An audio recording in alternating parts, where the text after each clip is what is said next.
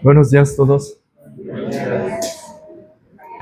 Así pues, continuaremos nuestro estudio de los últimos tiempos a la luz de las Escrituras. Pues Dios conoce y anuncia el futuro desde el principio. Y todo lo que ha decidido se cumplirá. Esto nos da confianza en la profecía bíblica. En la primera parte de nuestro estudio vimos en Daniel, capítulo 2, que Dios revela al rey Nabucodonosor a través de Daniel una visión profética que representa la historia de los reinos del mundo. La estatua hecha de diferentes metales simboliza una sucesión de imperios. Babilonia, oro. Los medos y persas, plata. Grecia, bronce. Y luego lo que bien podría ser el imperio romano, hierro. Finalmente aparece un último reino, fuerte y frágil a la vez, hierro mezclado con barro, antes de que Dios establezca su reino eterno, que reemplazará a todos los reinos humanos. Este mensaje muestra que Dios dirige la historia y que todo converge hacia el establecimiento de su reinado. A continuación, vimos en Daniel capítulo 9 la profecía de las 70 semanas, que representa un plan divino de 490 años que concierne exclusivamente a Israel y Jerusalén.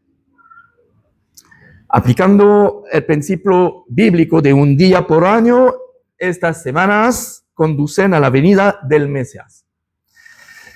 Las primeras 69 semanas culminan con la llegada de Jesucristo, el ungido, quien es crucificado y eliminado. Esta profecía se cumple con precisión con el decreto de reconstrucción de Jerusalén en el año 457 a.C. La 70ª semana, la última, aún está por venir. Desde el final de la 69ª semana, cuando Jesucristo murió y resucitó, ha transcurrido un periodo de 2000 años, que es el tiempo de gracia, del cual el apóstol Pablo habló en Romanos 11:25, el famoso misterio de que una parte de Israel ha experimentado un endurecimiento hasta que haya entrado la plenitud de los gentiles. Esta 70ª y última semana corresponde al periodo final que precede al establecimiento del reino de Dios. Incluye importantes acontecimientos del fin de los tiempos, como el surgimiento de un reino final y el cumplimiento total del plan de Dios para Israel. Dios tiene el control de la historia. Las profecías se están cumpliendo con exactitud y nos acercamos al cumplimiento final predicho en las Escrituras.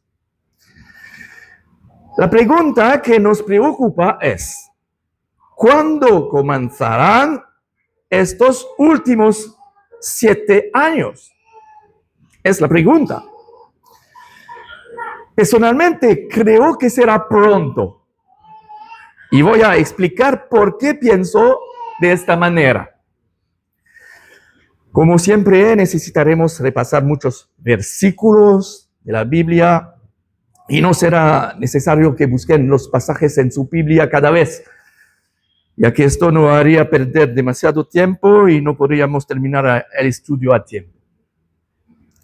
Los pasajes bíblicos se citan con precisión a medida que avanzamos y pueden consultarlos más tarde si lo desean. El video está grabado por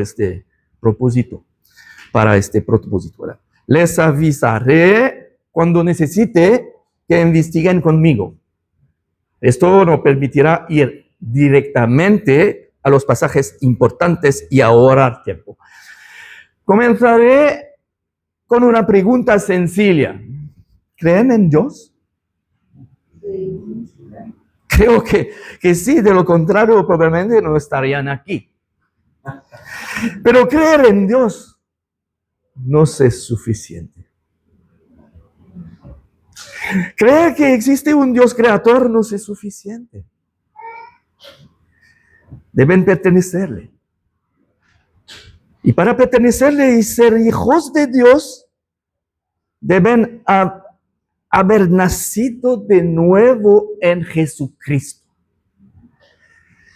Muchas personas creen en Dios sin pertenecerle.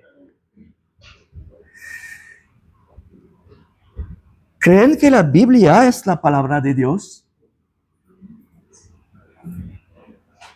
Si es así, entonces deben tomarla en serio.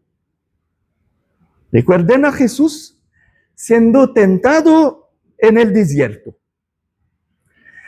3 veces Satanás lo tentó y 3 veces Jesús responde a Satanás: escrito está. Este pasaje de la Biblia es muy importante. ¿Por qué? Porque la palabra de Dios es la autoridad suprema. ¿Qué quiere decirnos Jesús a los cristianos a través de esta historia real? Quiere decirnos, si buscas la respuesta a una pregunta,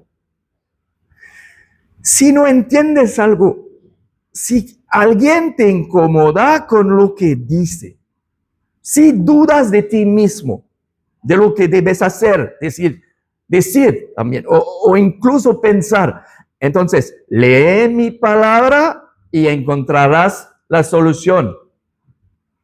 Eso es lo que Jesús nos dice. Confía en mi palabra y vuelve a lo que está escrito. Pablo nos dice en 2 Timoteo 3, versículo 16, toda la escritura es inspirada por Dios y útil para enseñar, para redarguir, para corregir, para instruir en justicia, a fin de que el hombre de Dios sea perfecto, enteramente preparado para toda buena obra.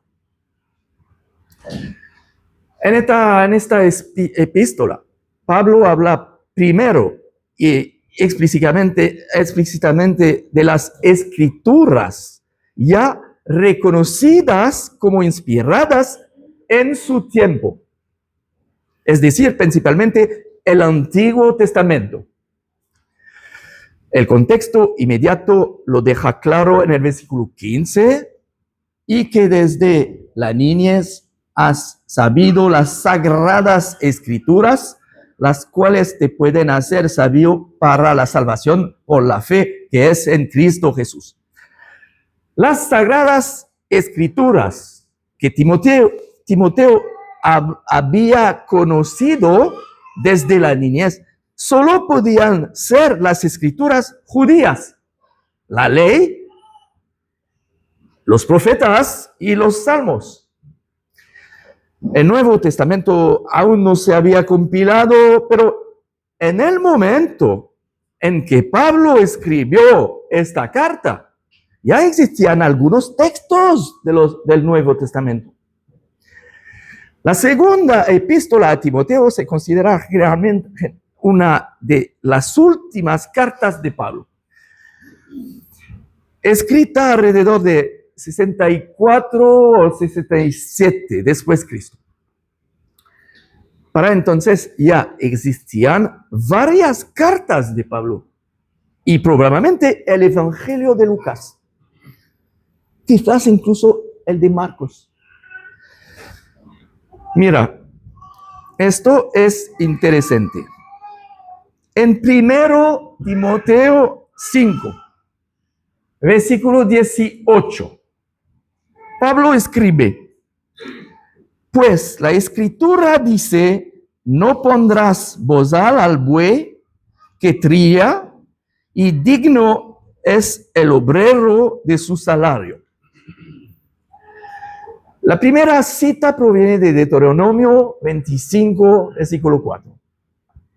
Pero la segunda se encuentra textualmente en Lucas 10, versículo 7. Así que Pablo llama escritura a un dicho de Lucas. Pedro también reconoce las cartas de Pablo como escritura. En 2 Pedro capítulo 3, versículo 15, dice: como también nuestro amado hermano Pablo, según la sabiduría que le ha sido dada, os ha escrito casi en todas sus epístolas, hablando en ellas de estas cosas, entre las cuales hay algunas difíciles de entender, las cuales los indoctos e inconstantes tuercen, como también las otras escrituras, para su propia perdición. Aquí Pedro sitúa las cartas de Pablo en la categoría de otras escrituras. Así que incluso antes de que terminara el primer siglo, algunos escritos apostólicos ya eran reconocidos como poseedores de autoridad bíblica. Y el Nuevo Testamento mismo demuestra este creciente reconocimiento. Entonces, si Dios inspiró la Escritura, lo que afirma es verdadero y digno de confianza, ¿verdad? Tomemos un ejemplo, uno difícil, que podría poner a prueba nuestra fe. La historia del Génesis nos enseña sobre el comienzo de la creación. Génesis 1:5 dice: y fue la tarde y la mañana un día. Luego la misma fórmula se repite para los días siguientes. Una mañana nunca ha durado 500 años. Una tarde jamás ha durado 5.000 años. Una tarde más una mañana es el ciclo normal de un día de 24 horas. Y la Biblia nos dice en Éxodo 20, versículo 11, porque en 6 días hizo Jehová los cielos y la tierra, el mar y todas las cosas que en ellos hay, y reposó en el 7º día. Por tanto, Jehová bendijo el día de reposo y lo santificó.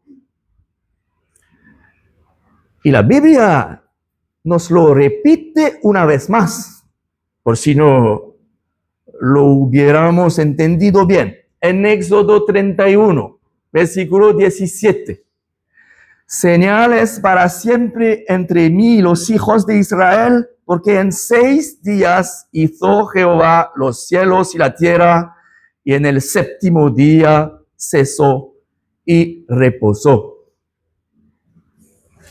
¿Crees que Dios creó la tierra en 6 días de 24 horas y que al 7º día descansó?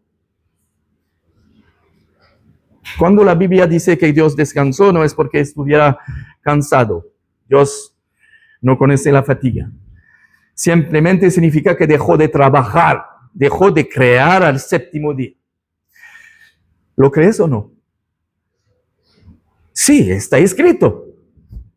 Sí, pero también están escritas las genealogías sucesivas que se han sucedido desde la creación de Adán, el primer hombre. Y según la Biblia, al calcular la edad de la creación, llegamos a unos 6,000 años. ¿Crees que la Tierra tiene 6,000 años? ¿Crees lo que dice la Biblia? Ahí se pone a prueba tu fe. En la escuela secundaria aprendemos que la Tierra apareció hace más de 4,000 millones de años. La ciencia nos dice que el universo surgió hace más de 13,000 millones de años. Entonces, ¿a quién le crees? Debes tomar una decisión.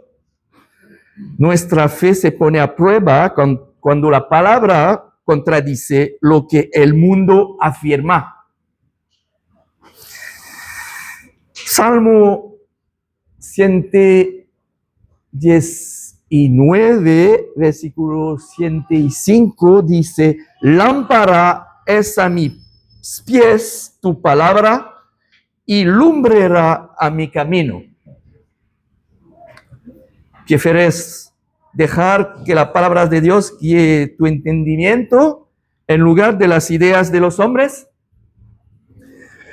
Romanos 3, versículo 4 nos dice: sea Dios veraz y todo hombre mentiroso.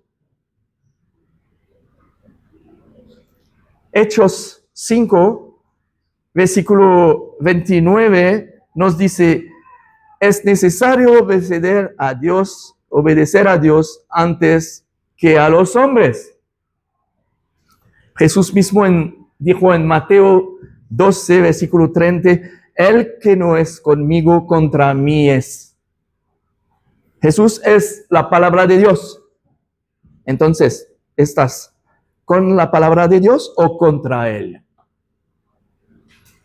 En mi iglesia en Francia, algunos cristianos me dijeron: si observa la tierra con atención, te das cuenta de que es muy antigua. Si miras, por ejemplo, el Gran Cañón en Estados Unidos, ver la erosión en las paredes de las montañas, te das cuenta que la tierra es muy antigua. Y les respondí: quizás Dios quiso poner a prueba tu fe. Adán fue creado adulto. Si Caín, siendo niño, hubiera mirado a su padre, podría haber creído que tenía 20 años o más. Sin embargo, Adán solo tenía un día de vida al principio. ¿Vamos a creer lo que ven nuestros ojos o lo que Dios ha dicho? Hermanos y hermanas, la verdadera pregunta no es solo la edad de la tierra. La verdadera pregunta es: ¿confiamos en la palabra de Dios?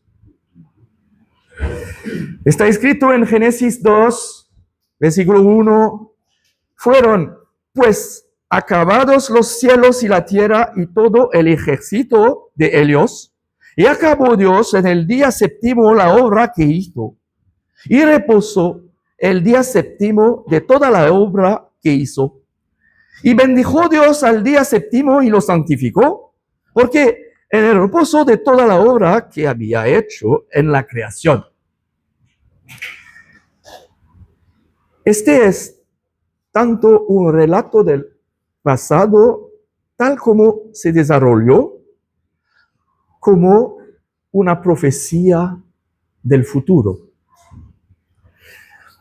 De hecho, si los 1000 años de reinado de Cristo simbolizan el séptimo día de la creación, el día de descanso, entonces es coherente afirmar que los 6 días de la creación son los 6,000 años de la humanidad desde su creación. El Salmo 90 dice en el versículo 4, porque 1000 años delante de tus ojos son como el día de ayer que pasó y como una de las vigilias de la noche.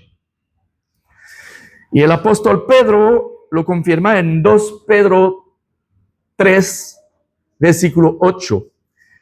No ignoréis esto, que para con el Señor un día es como 1000 años y 1000 años como un día. Les recuerdo que la pregunta que nos concierne es: ¿cuándo comenzarán estos últimos 7 años antes del fin del mundo? Y le dije que personalmente creo que será muy pronto. Así que ahora les explicaré por qué lo creo. Porque Dios eligió 7 días para la creación en lugar de 1, 3 o 30. Creo que fue para establecer a través de la semana de la creación un modelo y una estructura temporal para su plan divino con respecto a la humanidad y a la creación. Permítanme explicarles. Dios tiene un plan bien definido que ha incorporado a un calendario de 7000 años. Los primeros 6000 años serán el tiempo de los gobiernos humanos bajo la influencia del príncipe de este mundo, Satanás. Y los últimos 1000 años serán el reinado de la justicia de Jesús, cuando Él gobernará sobre toda la tierra. Entonces vendrá la erradicación total y definitiva del pecado y la corrupción y de toda la creación y la vida eterna. El libro de Génesis muestra en Génesis 1 que en 6 días Dios formó la tierra y creó el origen de todo lo que vive hoy. Luego descansó el 7º día, el sábado. Este fue el comienzo del ciclo semanal, descrito en Éxodo 20, versículo 9, 11, en el que la humanidad tiene 6 días para trabajar y debe descansar el 7º. En Hebreos 4, versículo 3, 11, el apóstol Pablo explica que, dice el apóstol Pablo, porque creo que el libro de Hebreos es el apóstol Pablo que le escribe, pero no le dice la Biblia. Que explica que el 7º día, el sábado, representa una maravillosa era de paz y descanso que seguirá a este periodo de actividad humana. El apóstol Juan fue inspirado para escribir que la era venidera comenzará con el regreso de Cristo para establecer el reino de Dios, que durará 1000 años, como está escrito en Apocalipsis 20, versículo 1 a 4, que era una era llamado el milenio. Dado que el 7º día representa un periodo de 1000 años en el plan de Dios, se deduce que los otros 6 días de la semana también representan periodos de 1000 años. Un día equivale a 1000 años, por lo que una semana, que equivale a 7 días, equivale a 7000 años. Dios estructuró la totalidad del tiempo en su plan divino de acuerdo con la semana de la creación. Los 7 días de la semana de la creación serían una representación de los 7 días o 7000 años de la historia de la humanidad. Recordarán que en Génesis 2, versículo 17, Dios le dijo a Adán que moriría el día que comiera del árbol del conocimiento del bien y del mal. Así pues, es cierto que ese día Adán murió espiritualmente. Su relación con Dios cambió, ya no era la misma. el miedo y la vergüenza que sintió, la expulsión del jardín, la corrupción que entró en la creación, se separó de Dios. Fue una muerte espiritual. Dios tuvo que sacrificar un animal inocente para cubrir a Adán y Eva con su piel, para que ambos pudieran presentarse ante Él de nuevo. Esta muerte espiritual no duró mucho. Adán y Eva tuvieron que renacer para que sus espíritus pudieran volver a tener una buena relación con el Dios creador. Pero, ¿qué hay de la muerte física de Adán? Dios le dijo a Adán que moriría el día que comiera del árbol de conocimiento del bien y del mal. Génesis 5, versículo 5, nos dice que Adán vivió hasta los 930 años.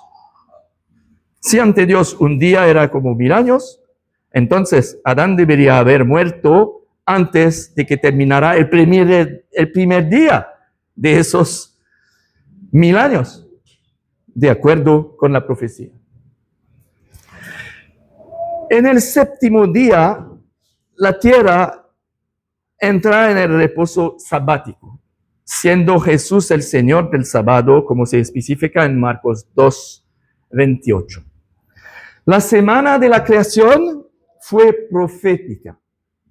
En el séptimo día, la humanidad y la tierra, toda la creación, entrarán en el reposo por medio de Jesucristo, lo que la Biblia denomina el milenio en su último libro, Apocalipsis. Antes de este milenio transcurren 6000 años según la genealogía bíblica. Así la historia de la humanidad se estructura con 6 días de dominación humana bajo la influencia de Satanás y un día de reposo bajo el reinado de Dios. Este último día de 1000 años es el milenio.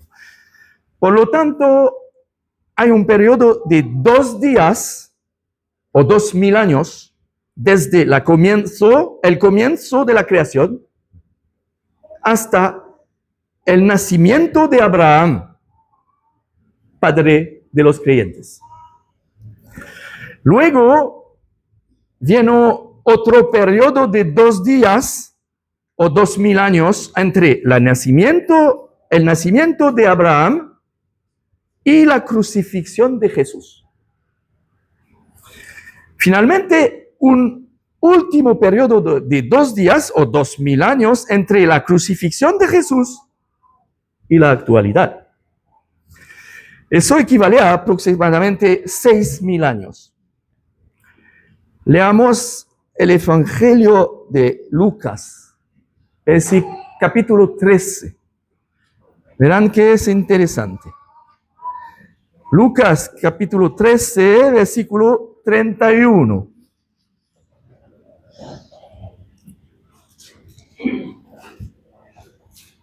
Aquel mismo día llegaron unos fariseos diciéndole: sal y vete de aquí, porque Herodes te quiere matar. Y les dijo: id y decid a aquellas horas: he aquí echo fuera demonios y hago curaciones hoy y mañana, y al tercer día terminó mi obra. Sin embargo, es necesario que hoy y mañana y pasado mañana siga mi camino, porque no es posible que un profeta muera fuera de Jerusalén. En este pasaje del Evangelio de Lucas, parece que Jesús anuncia 2 días de gracia. Esta es una alusión profética a 2000 años de gracia. Al final de este tiempo de gracia, al tercer día, dice, terminó mi obra. El cumplimiento final comienza al tercer día. Leamos otro pasaje, este pasaje de Oseas, versículo 6. Capítulo 6, versículo 1, donde el profeta habla al pueblo judío y dice: venid y volvamos a Jehová, porque él arrebató y nos curará, hirió y nos vendará, nos dará vida después de 2 días, 2000 años.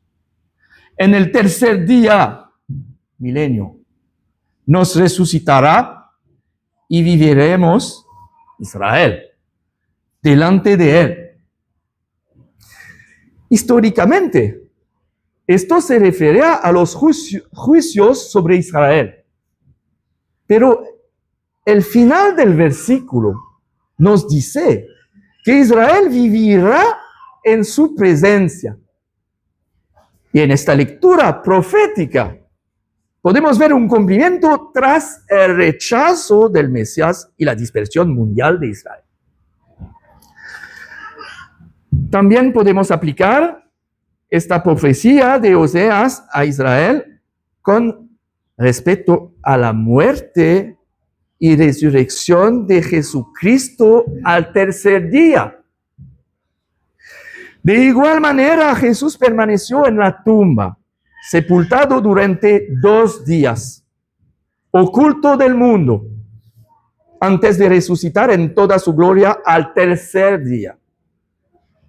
Estuvo oculto del mundo durante 2 días o 2000 años y regresará al tercer día por 1000 años, el milenio. Más allá de toda la corrupción y perversión del mundo, es esta interpretación de los textos la que me invita a reflexionar, porque muchas señales parecen converger y el mundo se asemeja a las descripciones del fin de los tiempos. ¿Cuándo comenzó el tiempo de gracia? Después de la resurrección, alrededor de Pentecostés, alrededor del año 33. ¿Y qué año es? 2026. En pocos años habremos alcanzado los 2000 años. Creo firmemente que el regreso del Señor está cerca. Por lo tanto, intentaremos comprender qué sucederá. El apóstol Pablo, en la primera epístola a los Tesalonicenses, capítulo 5, versículo 4, nos dice que no estamos en tinieblas para de aquel día nos sorprenda como ladrón. Es el día del regreso del Señor. Pablo nos dice en el versículo 6, por tanto, no durmamos como los demás, sino velemos y seamos sobrios. Numerosas señales bíblicas y varias figuras proféticas nos muestran que posiblemente estamos muy cerca del fin de la era actual. Es esta interpretación de los textos la que me lleva a decir que estamos muy cerca de la última semana de 7 años. Así pues, intentaremos comprender qué sucederá. La tierra fue juzgada por primera vez en el diluvio de 1656 después del comienzo de la creación, según la genealogía bíblica. Tras el diluvio, cuando la tierra fue repoblada, a lo largo de los siglos se desarrolló una sucesión de poderes dominantes que se opusieron a Dios. Detrás de estos poderes dominantes subyace una realidad espiritual. Todos estos imperios estaban bajo la influencia o el dominio del adversario de Dios, Satanás. La Biblia dice que él es el príncipe de este mundo. Y esta oposición culminará en una forma final a través de la bestia que aparece en Apocalipsis 13. Este es el último imperio antes del fin. los pies de la estatua de la que habla el profeta Daniel en el capítulo 2, que estudiamos la vez anterior. Como vimos antes, cuando el profeta Daniel tiene su visión de la estatua, ve 5 grandes imperios que se suceden antes del fin de los tiempos.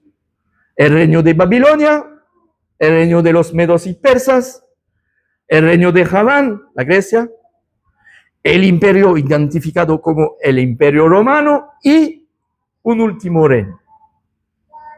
Según la Biblia, todos estos reinos tienen algo en común.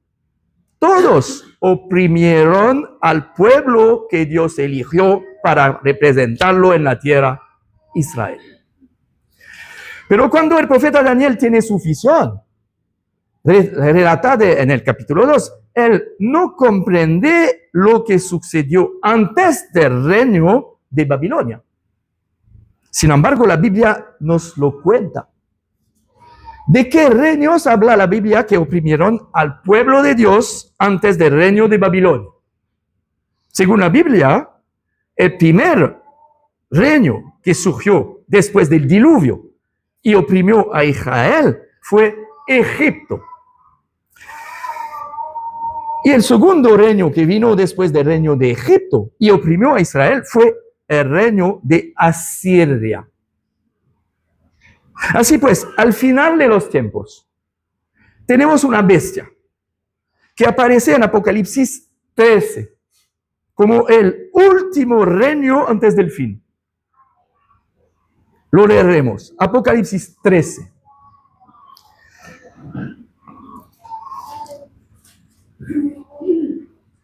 Apocalipsis 13, versículo 1. Me paré sobre la arena del mar y vi subir del mar una bestia que tenía 7 cabezas y 10 cuernos, y en sus cuernos 10 diademas, y sobre sus cabezas un nombre blasfemo. Esta bestia tiene 7 cabezas y 10 cuernos, y podemos entender que las 7 cabezas representan la sucesión de estos poderes dominantes. Egipto, Asiria, Babilonia, los medos y persas, Grecia, el imperio romano y el último reino antes del fin, simbolizado por los pies de la estatua. Pero la bestia no es solo un imperio entre otros, es la personificación de todos los sistemas opuestos a Dios, su forma final y completa. El papel de Satanás en relación con esta bestia es muy claro.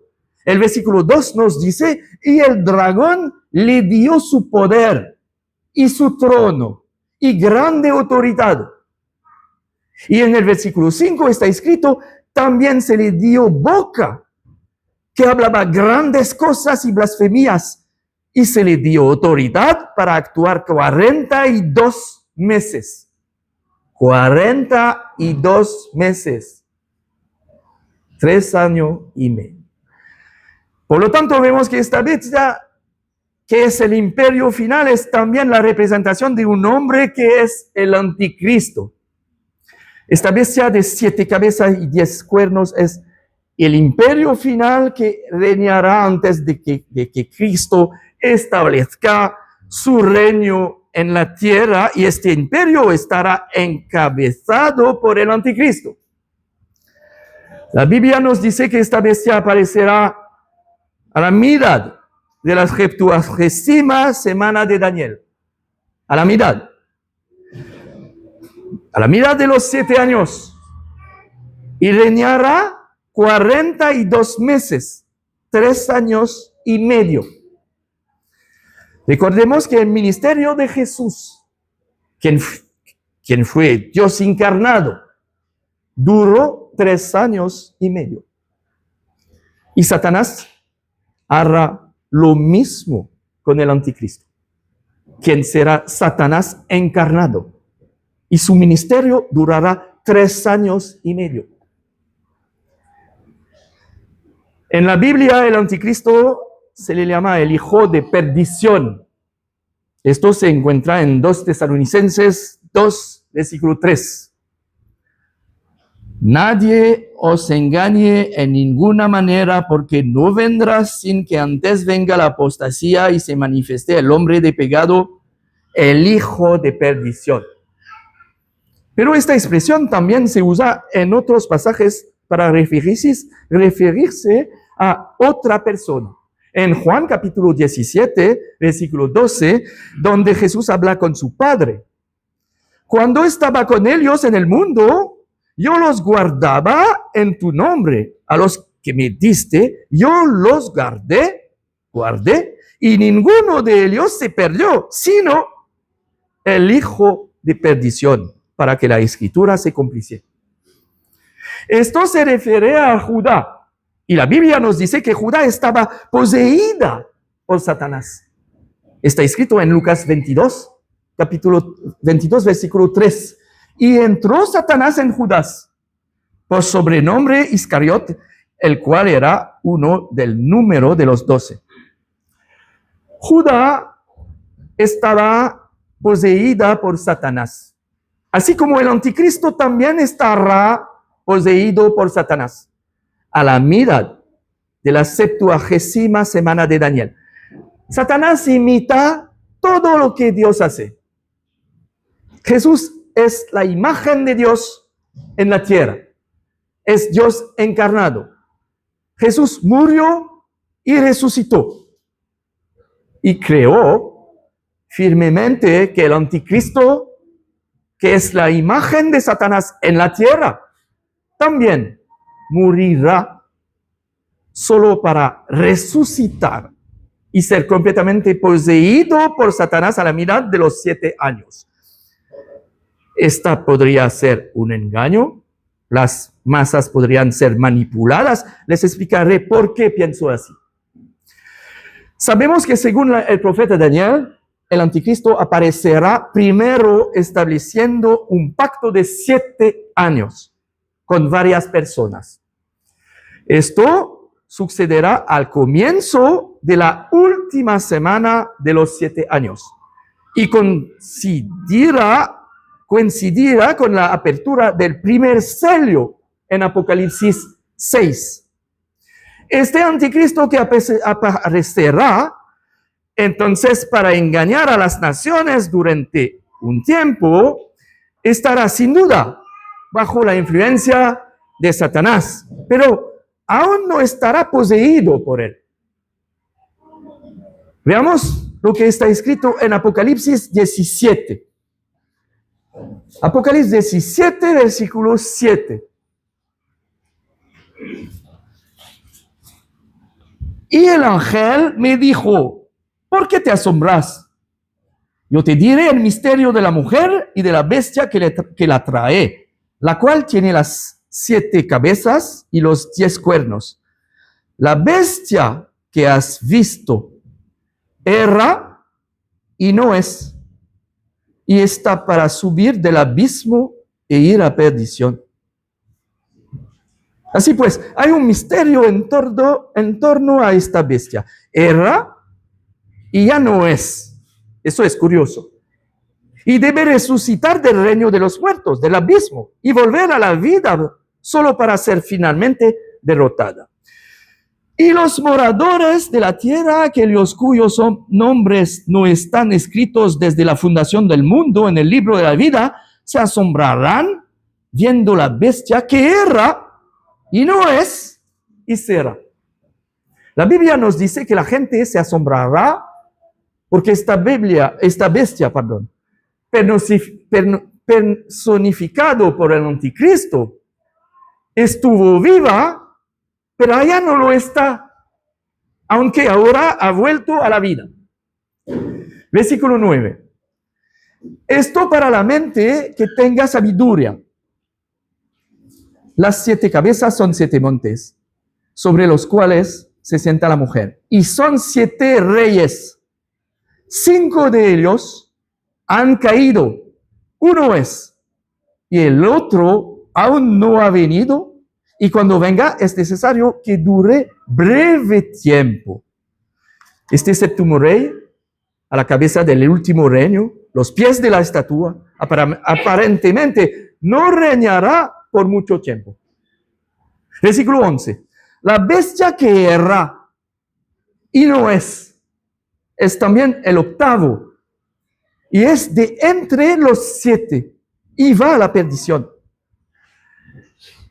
Las 7 cabezas representan a 7 reyes, y en el momento de la visión del apóstol Juan en Apocalipsis, 5 de estos reyes ya no viven.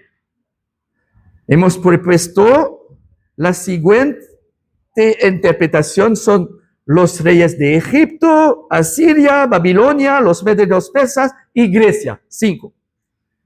Uno vive, el sexto rey, el monarca del imperio romano que dominaba en el momento de la visión del apóstol. Y el otro rey, el séptimo, que le seguirá en el futuro, no vivirá mucho tiempo, según nos dice la Biblia. Y esta bestia, el anticristo, que estuvo vivo pero ya no lo está, es un octavo rey que proviene de los 7. Es muy posible que el séptimo rey, el anticristo, que estará bajo la influencia de Satanás, como los primeros 6, sea asesinado y vuelva a la vida, esta vez poseído por el mismo Satanás, como el octavo rey, el que será derrotado por el Cordero en la batalla de Armagedón. Observen lo que dice Apocalipsis 13, versículo 3. Vi una de sus cabezas como herida de muerte.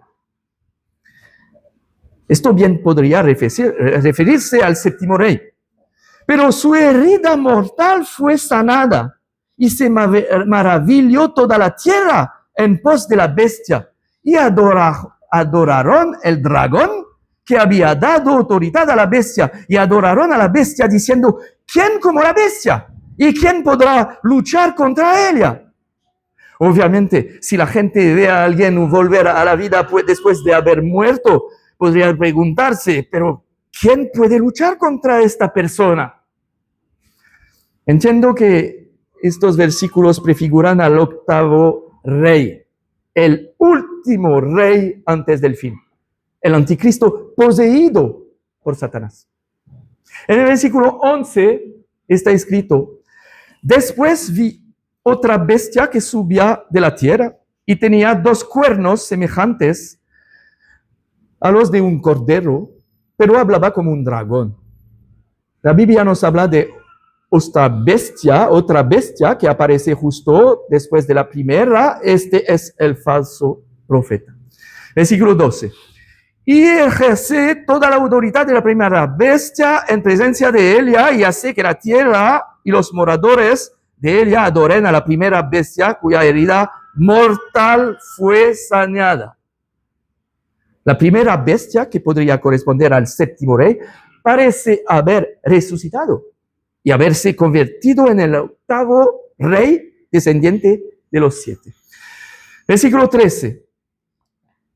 También hace grandes señales, de tal manera que aún hace descender fuego del cielo a la tierra delante de los hombres, y engaña a los moradores de la tierra con las señales que se le ha permitido hacer en presencia de la bestia, mandando a los moradores de la tierra que le hagan imagen a la bestia que tiene la herida de espada y vivió. Esto es verdaderamente fascinante, pues incluso parece que la Biblia especifica que el anticristo será apuñalado. En conclusión, hermanos y hermanas, a través de este estudio, vemos una verdad resplandeciente. Dios reina supremo sobre el tiempo, sobre la historia y sobre el futuro. Nada escapa a su control. Los reinos surgen y caen, las generaciones pasan, pero la palabra de nuestro Dios permanece para siempre. Lo que predijo por medio de los profetas se ha cumplido con precisión. Y lo que aún promete se cumplirá de la misma manera. Si los tiempos se tornan turbulentos, esto no es un motivo de temor, sino una invitación a alzar la mirada, porque nuestra esperanza no se basa en los sistemas de este mundo, ni en los poderes humanos, sino en Jesucristo, Rey de Reyes y Señor de Señores. Solo Él tiene las llaves de la historia. Solo Él es digno de abrir el libro del tiempo y cumplir sus propósitos. Hemos visto el surgimiento de imperios, la rebelión de naciones, el anuncio del reino final, pero sobre todo vemos que el fin de todas las cosas no es la victoria del mal, sino el triunfo de Cristo. La piedra cortada sin intervención humana derribará los reinos de los hombres. Y el reino eterno de Dios llenará toda la tierra. Es una gloriosa esperanza. Por lo tanto, creo que este no es tiempo de estar espiritualmente dormidos. Este no es tiempo de mirar hacia atrás. Es tiempo de estar vigilantes, de caminar en santidad, de permanecer firmes en la verdad, de mantener nuestras lámparas encendidas. Cuanto más cerca vemos que se acerca el día, más debemos aferrarnos al Señor. Si hay un mensaje que recordar hoy es este: Dios es fiel. Jesús regresará y la salvación aún se ofrece ahora. Mientras dure el tiempo de gracia, la puerta está abierta. Que cada uno se examine a sí mismo, se arrepienta sinceramente y deposite toda su confianza en la preciosa sangre del Cordero. Y nosotros, los que pertenecemos al Señor, alcemos la cabeza con alegría. Nuestra liberación está cerca. Pronto cesará el sufrimiento. Pronto reinará la justicia. Pronto toda lágrima será enjugada. Veremos la gloria de nuestro gran Dios y Salvador Jesucristo. Que el Señor bendiga su palabra. Gracias.